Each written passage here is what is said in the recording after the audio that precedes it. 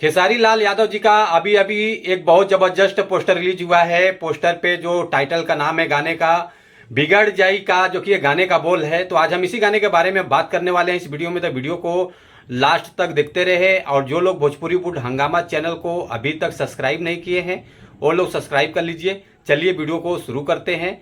आज हम जिस गाने के बारे में आप लोगों से बात कर रहे हैं, फाइनली उस गाने का पोस्टर हम सबके बीच में आ चुका है। और जैसे कि मैंने शुरू में बताया, पोस्टर पे जो गाने का नाम लिखा हुआ है बिगड़ जाई का, जो कि गाने का बोल है। जैसे लगता है कि गाना बहुत बवाल होने वाला है, जो कि बहुत काफ़ी सुंदर गाना है। तो आप लोग इस गाने को जरूर देखिएगा।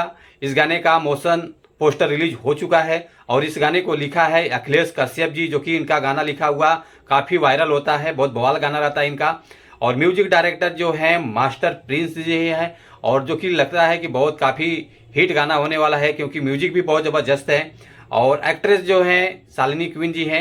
हमें तो लगता है ये गाना बहुत बवाल होने वाला है, क्योंकि जितने चीज़ हमने अभी तक आप लोगों को बताया सब बहुत बड़ी चीज़ है।